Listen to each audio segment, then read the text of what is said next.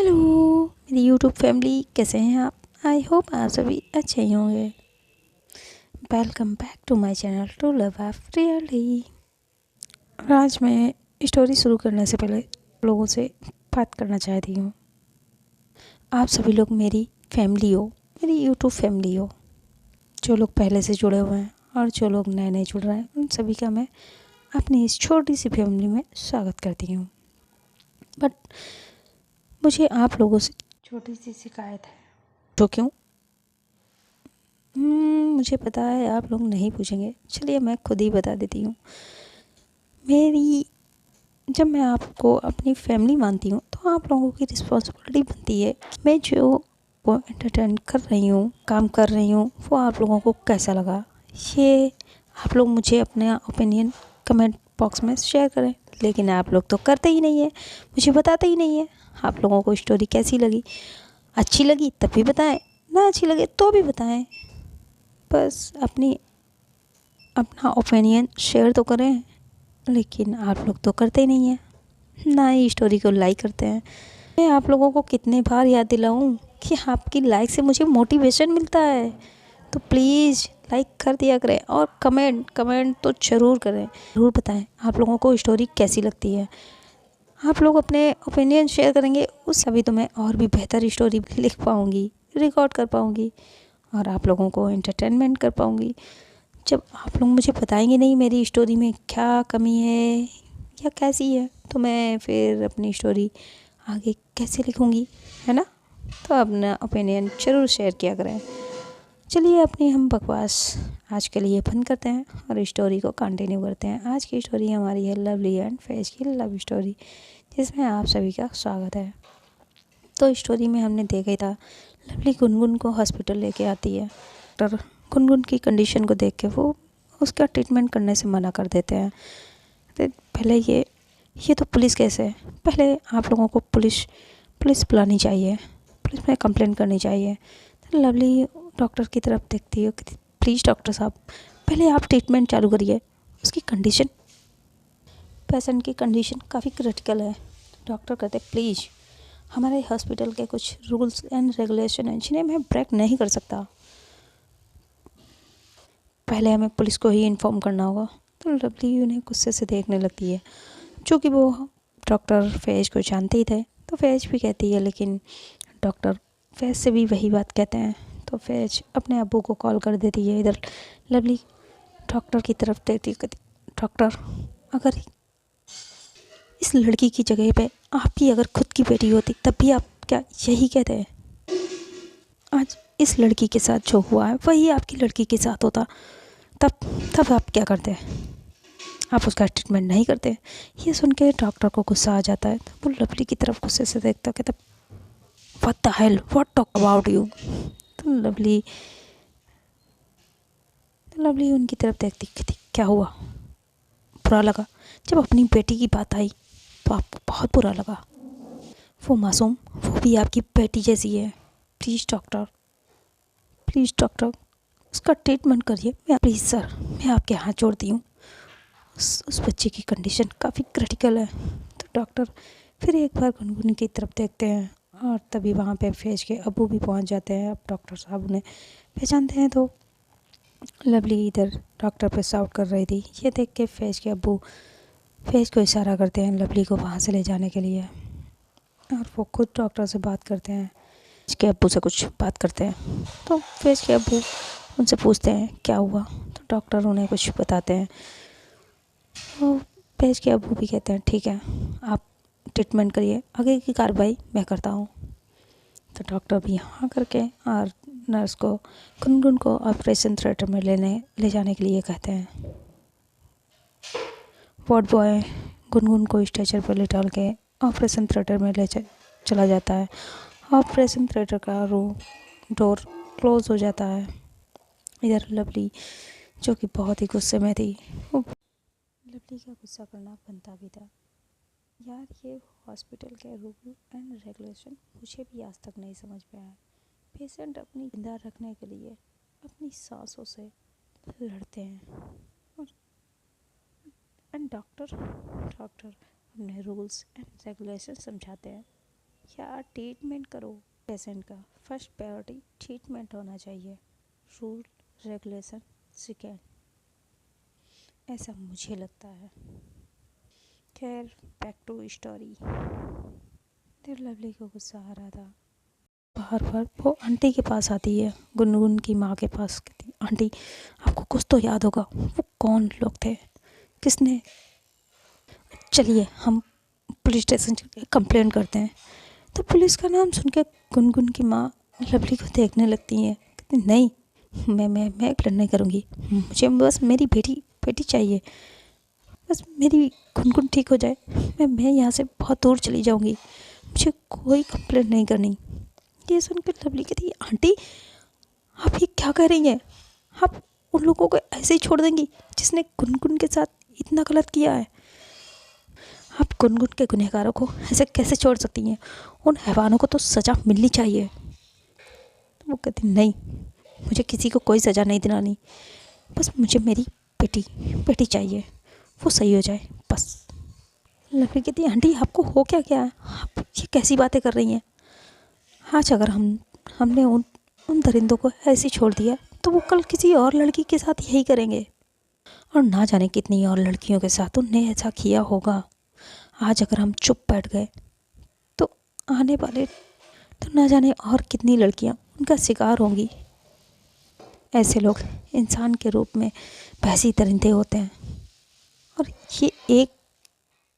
और ये लोग रुकते नहीं हैं, अभी और ना जाने कितनी लड़कियों को अपना शिकार बनाएंगे, और किसी और लड़की के साथ ये लोग ऐसा करें उससे पहले हमें हमारी सोसाइटी से ऐसे दरिंदों को हैवानों को जड़ से उखाड़ के फेंकना होगा आंटी। उसके लिए हमें इनके खिलाफ एक्शन लेना ही होगा। वो लवली की तरफ देखते कहती नहीं, हम उनका कुछ नहीं बिगाड़ सकते बेटा, वो बहुत बड़े लोग हैं, उनकी बहुत ऊंचे तक पहुंच है, हम उनका कुछ नहीं बिगाड़ सकते। बेटा जी आप कुछ नहीं कर पाएंगी, कुछ नहीं, वो बहुत अमीर लोग हैं, बहुत बड़े लोग हैं, हम कुछ नहीं कर पाएंगे, हम गरीबों को उनके अत्याचारों को सहना ही पड़ेगा।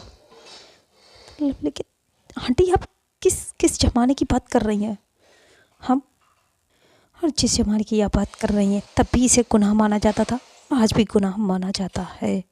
आंटी आप गरीब हैं तो क्या हुआ, इन हैवानों को किसी ने अधिकार नहीं दिया है गरीबों की बहू बेटियों के साथ बच्चियों के साथ गलत करें, उनकी इज्जत से खेलें। ये इंसान नहीं, बीमारी होते हैं, और बीमारी को हमेशा जड़ से उखाड़ के फेंकना चाहिए आंटी।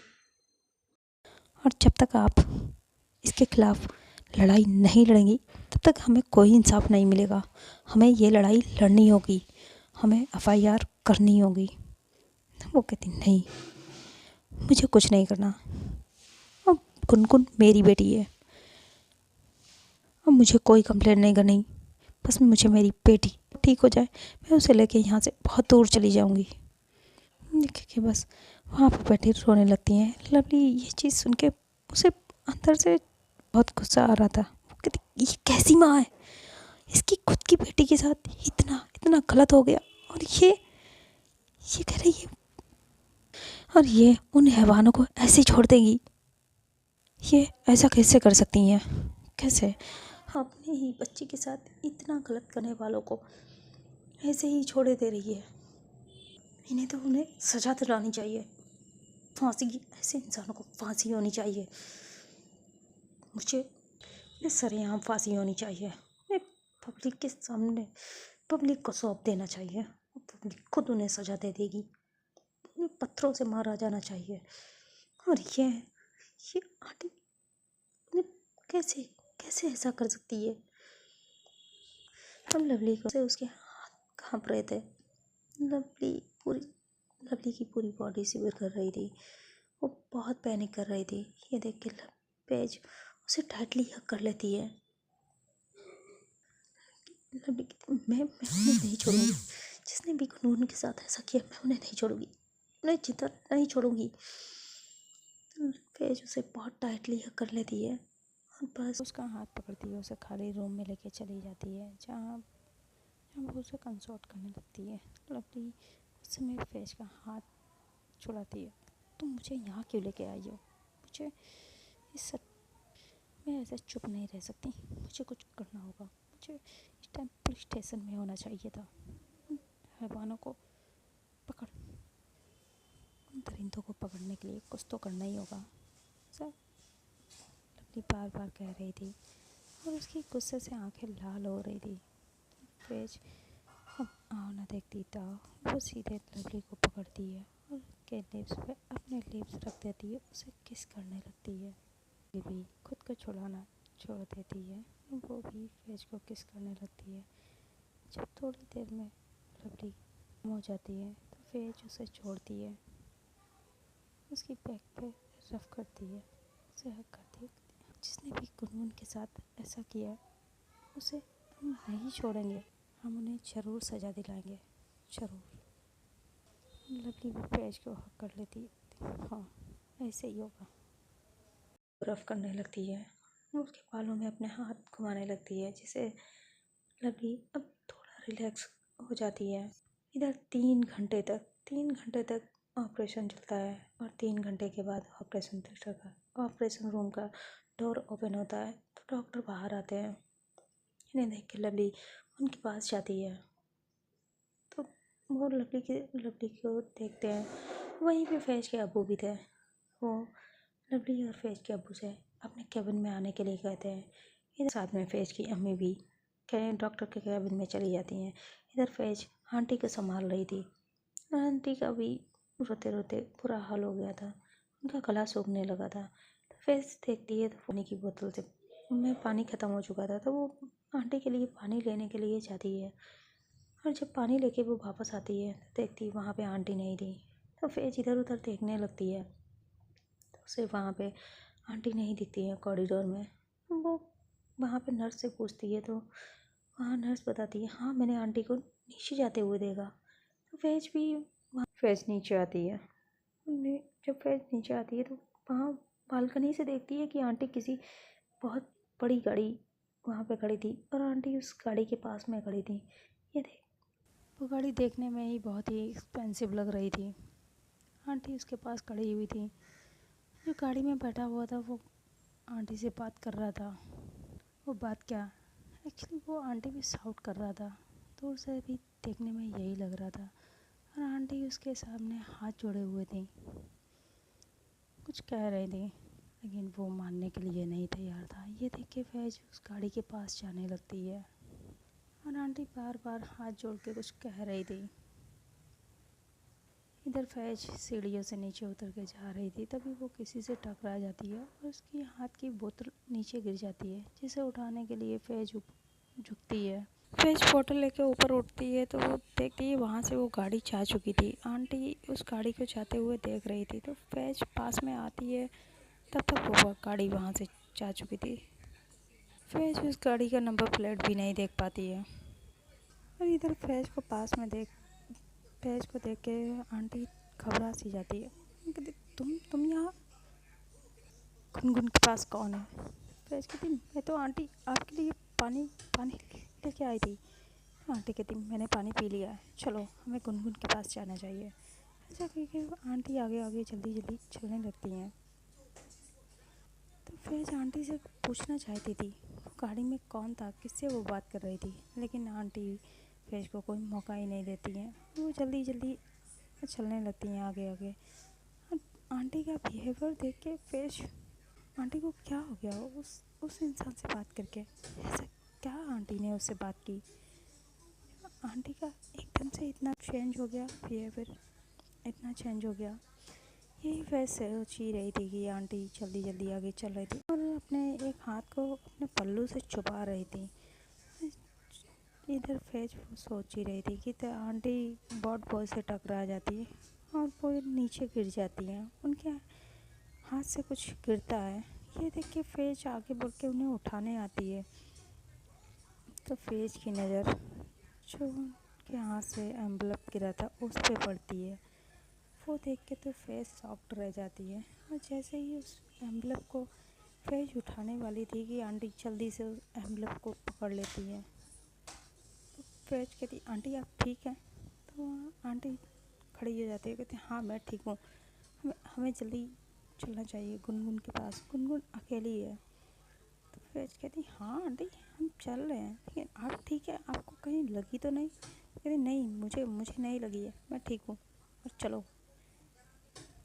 तो फैज हिम्मत करके पूछ ही लेती है कि आंटी वो कौन था, आप किससे बात कर रही थी गाड़ी में? ये सुन के आंटी के फेस की तो हवाइयाँ उड़ जाती हैं। कहती कौन सी गाड़ी, मैं किसी से बात नहीं कर रही थी। फैज कहती अभी आप नीचे वो ब्लैक कलर की कार थी। तो वो कहती वो मुझे फूलों का ऑर्डर देने आए थे, वो मेरे मेरे क्लाइंट थे जो मुझे फूलों का ऑर्डर देने आए थे। तो फैज कहती आंटी आप सच कह रही हैं? और ये आपके पास इतने पैसे पैसे कहाँ से आए? वो कहती हाँ वही उन्होंने ऑर्डर दिया था, उसका एडवांस दिया है। इतने पैसे? तो फैज को देखती हैं, कहती तुमसे मतलब? मुझे पैसों की नीड थी गुनगुन के ट्रीटमेंट के लिए, तो मैंने उनसे एडवांस लिए हैं। हॉस्पिटल के इतने खर्चे हैं, ये बिल है, ये कौन भरेगा? ये सब मुझे ही तो भरने हो, तो मुझे एडवांस चाहिए था। फैज का दिल तो पहले ही लवली ने भर दिए हैं, और आगे भी जो भी खर्चा होगा वो हम देख लेंगे, आप उसकी टेंशन मत लीजिए। तभी गुनगुन कहती हैं मुझे तुम्हारा एहसान नहीं चाहिए, मुझे किसी का एहसान नहीं चाहिए, मैं खुद अपनी बच्ची का इलाज कराऊंगी, और तुम अपने काम से काम रखो, तुम यहाँ से जाओ। वो फैज को वहाँ से जाने के लिए कह देती हैं। वो बहुत ही गुस्सा करने लगती हैं, पैनिक करने लगती हैं। तभी फैज कहती ओके ओके आंटी रिलैक्स,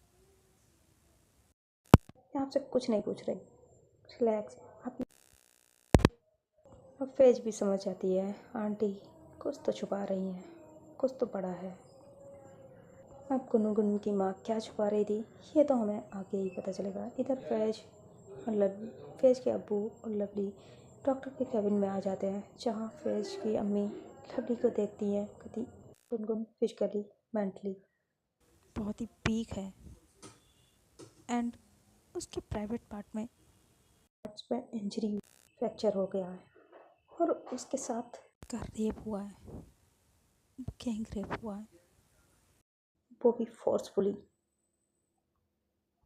ये सुन के तो जैसे लवली को और भी गुस्सा आ जाता है। वो गुस्से से अपनी मुट्ठी बांध लेती है, और उसकी आंखों में खून सा उतर आता है। इधर फैज किया अब वो अपनी वाइफ की तरफ देखते देखते, तो क्या हम उसका स्टेट इतना ही कह पाते हैं। तभी फैज की अम्मी उनकी बात काटते हुए कहते जैसा कि मैंने आपको बताया कि गुनगुन की फिजिकली कंडीशन अच्छी नहीं है, उसे हमारे सपोर्ट की ज़रूरत है। उससे कोई भी इस इंसिडेंट की बात ना की जाए तो ही अच्छा है। उसे हमें अभी इस ट्रॉमे से बाहर निकालना इम्पोर्टेंट है, मोस्टली इम्पोर्टेंट है। सो हम अभी उसके होश आने तक कुछ नहीं कह सकते, जब तक वो अनकॉन्शियस है हम कुछ नहीं कह सकते। गुनगुन अभी बहुत छोटी है, वो सिर्फ 6 ईयर की है, उसे हमें इस ट्रॉमे से बाहर निकालना फर्स्ट प्रायोरिटी है। तो फैज के अब्बू उनकी तरफ देखते देखते ओके इट्स ओके, और मेरी फर्स्ट प्रायोरिटी है विक्टिम के बिना स्टेटमेंट के मुझे कार्रवाई करना। तो डॉक्टर उनकी तरफ देखते हैं और कहते ठीक है आपको जैसा सही लगे आप करिए, लेकिन बस इतना ध्यान रखिएगा कि पेशेंट का मेंटली कंडीशन अभी क्रिटिकल है। तो फैज के अब्बू कहते डोंट वरी डॉक्टर, मैं पेशेंट के गुनहगारों को सज़ा दिलाऊंगा, वो भी विक्टिम के बिना स्टेटमेंट के। तो लवली फैज के अब्बू को देखती कि अंकल ऐसा हो सकता है? तो वो लवली के हाथ पे हाथ रखते कहते बेटा हो सकता है, बस पहले हमें उस सिग्नल की सीसीटीवी फुटेज निकलवानी होगी। तो ये सुन के लवली के फेस पे स्माइल आ जाती है, कहती अब मैं उन्हें नहीं छोड़ूंगी नहीं। तो वो लवली फैज की अम्मी की तरफ देखती आंटी गुनगुन को कब तक हो जाएगा?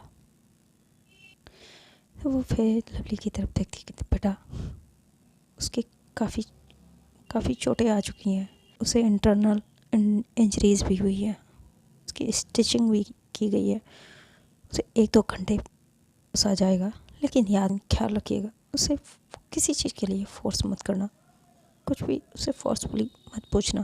तो फैज़ के अब्बू कहते नहीं नहीं, मैं ऐसा कुछ नहीं करूँगा। और लवली भी वो भी कहती है जी आंटी, क्या मैं गुनगुन को देख सकती हूँ? तो वो कहती हाँ। तो लवली और फैज़ के अब्बू केबिन से बाहर आ जाते हैं। लवली फैज़ के अब्बू से कहती अंकल आप क्या करने वाले हैं? अंकल मैं गुनगुन के गुनहगारों को नहीं छोड़ूंगी, नहीं, उन्हें तो सज़ा मिलनी ही चाहिए। तो फैज़ के अब्बू कहते बेटा हाँ, ऐसे गुनहगारों को तो सज़ा मिलनी ही चाहिए। इतनी छोटी बच्ची के साथ इतना गलत कदम काम करते हुए इन लोगों को शर्म नहीं आती? ऐसे हैवानों को, परिंदों को फांसी की सज़ा होनी चाहिए और उन्हें ये सज़ा मैं दिलाऊंगा मैं। तभी वहाँ पर डीएसपी भी आ जाते हैं, यानी प्रिया के डैड भी आ जाते हैं। वो फैज़ के अब्बू उनसे मिलते हैं, उन्हें सलूट करते और वो सारी बात फैज़ के अब्बू प्रिया के डैड को बताते हैं, जिसे सुनने के बाद वो भी हैरान रह जाते हैं और वो कहते ठीक है, तुम्हें जो टीम चाहिए वो टीम ले लो और जल्द से जल्द गुनगुन के गुनहगारों को सज़ा दिलाओ। ये ये 5वीं ऐसी बच्ची है जिसके साथ ऐसा हुआ है। इससे पहले भी 4 और लड़कियों के साथ ऐसा हो चुका है और अभी तक वो हैवान पकड़ा नहीं गया। जल्द से जल्द उसे पकड़ो। कौन है वो? ये मेरे सामने लाओ, वो कौन है हैवान? चाहे जितनी भी तुम्हें फोर्स लेनी हो, टीम लेनी हो, लो, जो तुम्हें करना हो करो, लेकिन जल्द से जल्द इस गुनहगार को पकड़ो। तो फैज़ के अब्बू भी कहते हैं जी सर, मैं बहुत जल्द उस गुनहगार को घसीट के आपके सामने लेके आऊँगा। ऐसा करके फैज़ के अब्बू वहाँ से चले जाते हैं।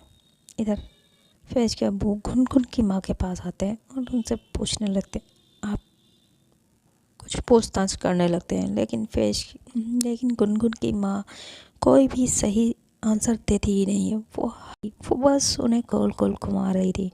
ये देख के फैज़ अपने अब्बू के पास आती है, कहती अब्बू, और उन्हें साइड में ले जाती है, कहती अब्बू वो आपको कुछ नहीं बताएंगी, कुछ नहीं, और ये जो भी बता रही हैं वो सब झूठ है। तो फैज़ से कहते लेकिन क्यों बेटा, वो ऐसा क्यों करेंगी?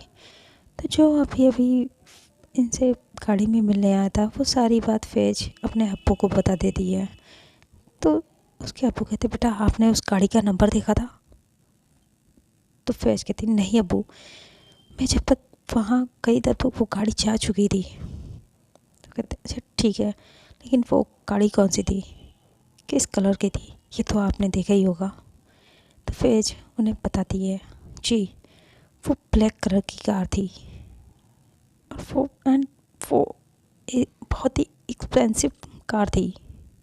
तो फैज़ के अब्बू कहते ओके, बाकी बाकी इन्फॉर्मेशन मुझे सीसीटीवी फुटेज से मिल जाएगी। और वो रिसेप्शन पे जाते हैं जहाँ वो अभी अभी की फ़ोटो चेक करते हैं, सीसीटीवी फुटेज चेक कर रहे थे। तो उसमें उस गाड़ी का नंबर पता चल जाता है। तो वो पुलिस स्टेशन में फ़ोन करते हैं और वहाँ से कांस्टेबल को बुलाते हैं। वो थोड़ी ही देर में हॉस्पिटल पहुँच जाते हैं। तो फैज़ के अब्बू उस गाड़ी का नंबर देके उन्हें कहते पता लगाओ ये कार किसकी है, और एक से कहते हैं जाओ, मैं तुम्हें 2 घंटे का टाइम देता हूँ, सारा डाटा कलेक्ट करो, सारा डाटा कलेक्ट करके सारी सीसीटीवी फुटेज कलेक्ट करके मेरे पास आ जाओ, 2 घंटे के अंदर मेरे सामने होना चाहिए। तो वो कहते जी सर, और वो दोनों ही सलूट करके वहाँ से अपने अपने काम पे चले जाते हैं। इधर फैज़ के अब्बू भी वो वहाँ पे उस फुटेज को बार बार प्ले करके अपने फ़ोन में देख रहे थे और वो उसका जो गाड़ी के अंदर बैठा था, जो बात कर रहा था, उसे देखने की कोशिश कर रहे थे कि तभी वहाँ पे कुछ उन्हें कुछ शोर सा सुनाई देता, किसी रोने की आवाज़ थी, और वो देखते हैं पलट के तो बहुत ही रोते हुई एक औरत अंदर आती है। और वो रिसेप्शन से मैं पूछती, वो गुनगुन, अभी अभी एक छोटी सी बच्ची आई, कोई गुनगुन, गुनगुन कहाँ है, वो मेरी बेटी कहाँ है गुनगुन। वो वहाँ रिसेप्शन पे पूछने लगती है, और उसके साथ में एक छोटा सा लड़का था, और साथ में एक जेंट्स भी था जो उसके पीछे पीछे भाग रहा था। तो शांति रुको, तो शांति शांति रुको, लेकिन वो लेडीज सुनती ही नहीं है। रिसेप्शन पे जैसे ही वो बताती है, तो रिसेप्शन पे वो चेक करके उन्हें बताती है रूम नंबर 52, सेकेंड फ्लोर। वो जल्दी से दौड़ जाती है उधर के लिए। इधर फैज के अब्बू कुछ समझ ही नहीं पा रहे थे, तो वो भी उसके पीछे पीछे आते हैं वहाँ पे। और वो लेडीज़ दौड़ते हुए रोते हुए वहाँ आ जाती है। गुनगुन को अब जनरल वार्ड में शिफ्ट कर दिया गया था, तो लेकिन अभी भी गुनगुन को किसी से मिलने नहीं दिया जा रहा था। तो सब लोग बाहर से ही गुनगुन को देख रहे थे। वो भी गुनगुन को बाहर से देखती है, और उसके आंखों से आंसू तो रुक ही नहीं रहते। मेरी बच्ची के साथ क्या हुआ है, क्या हुआ है। और वहीं पे जो गुनगुन की माँ बैठी हुई थी, वो उनकी तरफ गुस्से से देखती है, और जाके बस उनकी गुनगुन की जो माँ बैठी थी आती है और उसे थप्पड़ मारती है। तुम्हें मैंने अपनी बेटी इस दिन के लिए दी थी, तुम मेरी बेटी को मुझसे इस दिन के लिए लेके आई थी। गुनगुन की माँ उन्हें देखती है, वो कुछ कहने वाली थी कि तभी वो फिर से थप्पड़ मारती है। बस तुम मेरी बेटी को ख्याल रखने के लिए लाई थी, तुम ऐसे ख्याल रखते हैं, तुमने मेरी बेटी की ऐसे ख्याल रखते हैं, उसके साथ इतना कुछ गलत हो गया और तुमने मुझे बताया तक नहीं। मेरी बेटी कितना कुछ, उसने इतनी छोटी सी उम्र में कितना कुछ झेल लिया, कितना कुछ देखा। क्यों किया तुमने मेरी बेटी के साथ ऐसा, क्यों क्यों तुम उसे यहाँ लेके आई थी। मैंने तुम्हें मना किया था, मेरी मुझे उसे तुम्हारे साथ आने नहीं देना चाहिए था, आने नहीं देना चाहिए था। मेरी गुनगुन, मुझे ये क्या हो गया मेरी बच्ची के साथ, ये क्या हो गया भगवान, तूने तूने क्यों किया ऐसा मेरी बच्ची के साथ। और वो जो लेडीज़ थी उसके साथ, उसका पीछे जो वो जेंट्स आ रहा था, शायद वो उसका हस्बैंड था। वो आता कहता, शांति शांति बस कर, चुप हो जा, चुप हो जा, कुछ नहीं होगा हमारी गुनगुन को, कुछ नहीं होगा, तो चुप हो जा, कुछ नहीं होगा हमारी गुनगुन को। और मैं उन्हें नहीं छोड़ूंगा, जिसने भी उसके साथ ऐसा किया उसे मैं नहीं छोड़ूंगा। ऐसा कह के वो उसे हक कर लेता है। तो वो कहती, आप सही कहते थे, आप सही कहते थे, हमें अपनी गुनगुन को भेजने नहीं चाहिए था, नहीं भेजना चाहिए था। देखो हमारी बच्ची के साथ आज क्या हो गया।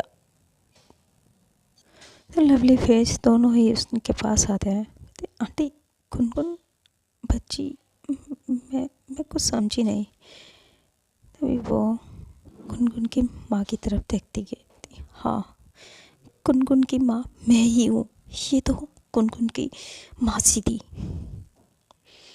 इनके कोई बच्चे नहीं थे, तो ये मेरी गुनगुन को अपने साथ ले आई थी। और मैंने भी सोचा ये मेरी गुनगुन का अच्छे से ख्याल रखेंगी, उसे पढ़ाएंगी। लेकिन देखो आज मेरी गुनगुन के साथ क्या हो गया।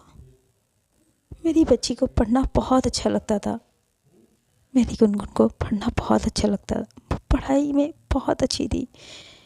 मैंने भी सोचा वो शहर जाएगी तो अच्छे से पढ़ पाएगी, ये उनका अच्छे से ख्याल रखेगी। लेकिन मुझे क्या पता था उसके साथ ये सब हो जाएगा। तभी वहाँ फैज के अबू भी आ जाते हैं, जिन्हें देख के गुनगुन की जो असली माँ थी यानी कि शांति जी, वो फैज के अब्बू के पास जाती, कहती, साहब साहब मेरी गुनगुन को क्या हुआ, किसने किया उसके साथ, जिसने भी किया है आप उसे छोड़िएगा मत, उन्हें सज़ा ज़रूर दिलाना, ज़रूर सज़ा दिलाना साहब। तो लवली वहाँ पे जाती है, कहती उन्हें सज़ा तो तभी मिलेगी ना जब उनके खिलाफ़ कोई FIR होगी, तो शांति जी लवली को देखने लगती, कहती क्या मतलब। तो लवली उन्हें सारी बात बता देती है। या शांति फिर गुस्से में जाती है और उनको जो गुनगुन की माँ पहले थी उन्हें फिर मार दी है। इतना कुछ होने के बाद भी तुमने अभी तक मेरी बेटी को इंसाफ इंसाफ नहीं दिलाया। तो वो शांति का हाथ पकड़ती है, कहती मेरी शांति मेरी बात सुनो। देखो मैं तुम्हें कुछ बताना चाहती हूँ, तुम मेरी बात तो सुनो। तभी शांति अपने हाथ छुड़ाती है, कहती बस दी, बस मुझे और कुछ नहीं सुनना, मुझे मेरी बेटी को इंसाफ दिलाना है। चलिए साहब, मैं लिखाऊंगी, मैं एफआईआर लिखाऊंगी उन सबके खिलाफ जिसने भी मेरी गुनगुन के साथ ऐसा किया। उन्हें एक एक को सजा दिलाऊंगी, किसी को नहीं छोड़ूंगी। और वो शांति फैज के अब्बू के साथ जाने लगती हैं। तभी वहाँ पे जो गुनगुन की मासी थी वो आ जाती हैं, शांति को पकड़ लेती, कहती शांति पहले मेरी बात सुन लो। तुम ऐसा नहीं कर सकती, तुम एफआईआर नहीं कर सकती, तुम उन्हें नहीं जानती। अगर अगर एफआईआर की तो हम में से कोई भी चिंता नहीं बचेगा। तुम नहीं जानती हो, वो बहुत खतरनाक लोग हैं, वो बहुत खतरनाक लोग हैं। वो गुनगुन के साथ हम सबको मार देंगे, तुम्हारे बेटे को भी मार देंगे। तुमने एफआईआर की, मत करो ऐसा, प्लीज़ मत करो। शांति ये सुन के कुछ पल के लिए घबरा सी जाती है और शहर से जाती है। ये देख के फैज के अब्बू कहते हैं ऐसा कुछ नहीं होगा, मैं ऐसा कुछ नहीं होने दूंगा। मैं तुम लोगों की पूरी सिक्योरिटी का अरेंजमेंट करता हूँ। अब गुनगुन उसे तो वो लोग छू भी नहीं पाएंगे। बस आप चलिए एफआईआर कराइए। तो शांति कुछ सोचती है, फिर कहती चलिए साहब। और शांति वहाँ से जाने लगती है। तभी वो फिर शांति की बहन शांति का हाथ पकड़ती है, शांति तू समझ नहीं रही है, वो लोग बहुत खतरनाक हैं। तो शांति अपना हाथ छुड़ाती है, गुस्से से अपनी बहन की तरफ देखती है, कहती ये काम आपको करना चाहिए था। वो मुझे मारते हैं तो मारते हैं, लेकिन मैं अपनी बेटी को इंसाफ दिला के रहूँगी। शांति फैज के अब्बू के साथ जीप में बैठ के पुलिस स्टेशन चली जाती है एफआईआर लिखाने के लिए। इधर लवली के डैड लवली को कॉल करते हैं, बेटा आप कहाँ हैं, आपको कॉलेज नहीं जाना, इतना टाइम हो गया। तो लवली कहती जी डैड मैं हॉस्पिटल में। ये सुन के लवली के डैड पैनिक करने लगते हैं। तभी लवली कहती डोंट वरी डैड, मैं I am okay, I am coming, मुझे कुछ नहीं हुआ है। तो कहते फिर आप हॉस्पिटल में क्या कर रही हैं। तो लवली कहती डैड मैं घर आके बताती हूँ। इधर फैज की अम्मी भी फैज को घर जाने के लिए कहती हैं। लवली फैज दोनों ही हॉस्पिटल से घर चले आते हैं। तो फ्रेंड आज के लिए इतना ही यार। जो गुनगुन की मासी थी वो जो कर रही थी, क्या सही कर रही थी या गलत, ये अपना ओपिनियन आप लोग कमेंट बॉक्स में मुझे ज़रूर शेयर करिएगा। एक बात बताइए, चाहे कितना भी खतरनाक क्यों ना हो या कितने भी बड़े लोग क्यों ना हो, अगर कोई भी गलत करता है तो उसे सज़ा तो मिलनी चाहिए। वो हैवान कैसे कैसे छोटी बच्चियों के साथ उन्हें अपना कैसे शिकार बनाते हैं। उन्हें तो सज़ा सच में मिलनी चाहिए और उन्हें सच में पब्लिक के सामने फांसी देनी चाहिए। ऐसा मेरा ओपिनियन है। आप लोगों के साथ क्या होना चाहिए, कैसी सज़ा देनी चाहिए उन्हें, लोगों को पब्लिक के सामने पब्लिक में उन्हें फांसी देनी चाहिए या फिर पब्लिक को ही सौंप देना चाहिए, जिससे पब्लिक उन्हें पत्थरों से मार मार के जिंदा ही मार दे। आप लोगों की नज़रों में उन्हें क्या सज़ा मिलनी चाहिए, ये आप लोग अपना ओपिनियन ज़रूर शेयर करिएगा। तो मिलते हैं नेक्स्ट पार्ट में। देखते हैं शांति जी अब एफआईआर दिखाएंगी, फिर क्या होगा। ये जानने के लिए आप लोगों को मेरे साथ जुड़े रहना होगा। के लिए आप लोगों को चैनल को सब्सक्राइब कर लीजिए प्लीज़। और आप लोगों को मेरे चैनल की स्टोरियाँ पसंद आ रही हैं, ये स्टोरी पसंद आ रही है तो प्लीज़ चैनल को सब्सक्राइब कर लीजिए और बस छोटी सी लाइक कर दीजिए। आपकी लाइक से मुझे मोटिवेशन मिलता है। और जो छोटू सा बेल आइकन है उसे भी प्रेस कर दें ताकि जब भी मैं अपनी वीडियो अपलोड करूं आप लोगों के पास उसकी नोटिफिकेशन तुरंत मिल सके। स्टोरी पसंद आए तो शेयर भी कर दीजिएगा। एंड खुश रहिए, खुशियाँ बांटिए, अपना और अपने सभी का ख्याल रखिए। यार मैं इसी तरह बस स्टोरी, मेरी चैनल की स्टोरियाँ सुनते रहिए और वीडियो को लाइक करते रहिए, चैनल को सब्सक्राइब करते रहिए। तो मिलते हैं, बाय गाइस, गुड नाइट।